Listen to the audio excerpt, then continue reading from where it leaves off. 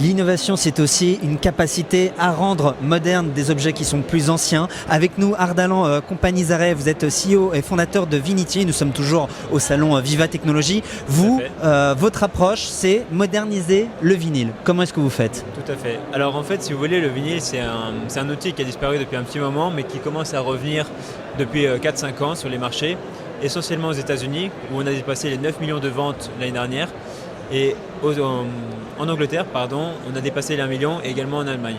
Donc si vous voulez, c'est une pépite old school, je dirais, qui revient de plus en plus à la mode et qui est principalement utilisée par les 18-25 ans, qui sont les néo-collectionneurs de cette pépite old school, si vous voulez. Qu'est-ce que vous faites exactement? Parce que ça a beau être un produit qui revient à la mode. Vous avez une plateforme pour justement faciliter ce retour à la mode. Exactement. Alors en fait, cette application va permettre si vous voulez, de créer une communauté du vinyle, donc de recenser les collectionneurs, amateurs et passionnés de vinyle sur une seule application et leur permettre d'échanger, de partager leur passion, mais également acheter et revendre des platines ou des vinyles afin d'enrichir leur collection. On parle aussi écosystème. Pour vous, votre start-up, ce serait bien, j'imagine, d'être en contact avec un grand groupe. Tout à fait. Est-ce qu'il y a des noms de boîtes, d'entreprises que vous cibleriez? Alors il y a des noms de boîtes, tout à fait, mais je ne pourrais pas le donner dans les médias.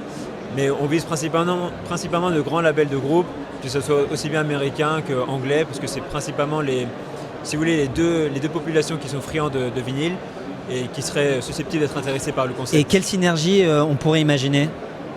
Qu'est-ce que vous voulez dire exactement?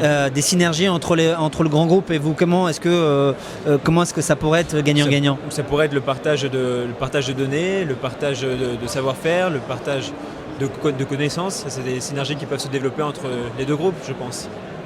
Je vous pose la question, Sage, c'est la question de notre partenaire. Pour vous, c'est quoi la qualité principale pour être un entrepreneur? Alors je pense que pour être un entrepreneur, il faut avant tout avoir de la motivation, avoir une force mentale, parce que si vous voulez, quand on est entrepreneur, on va rencontrer beaucoup d'obstacles sur notre chemin, on va avoir beaucoup d'avis négatifs qui peuvent nous décourager, et je pense que ça nécessite une grande force mentale et être confiant. C'est principalement les deux grosses qualités d'un entrepreneur. Merci à vous, Ardalan Companizareh, excusez-moi. Nous sommes toujours au salon Viva Technologie pour continuer à parler innovation avec les start-upers. Merci à vous. Merci beaucoup. Et à bientôt.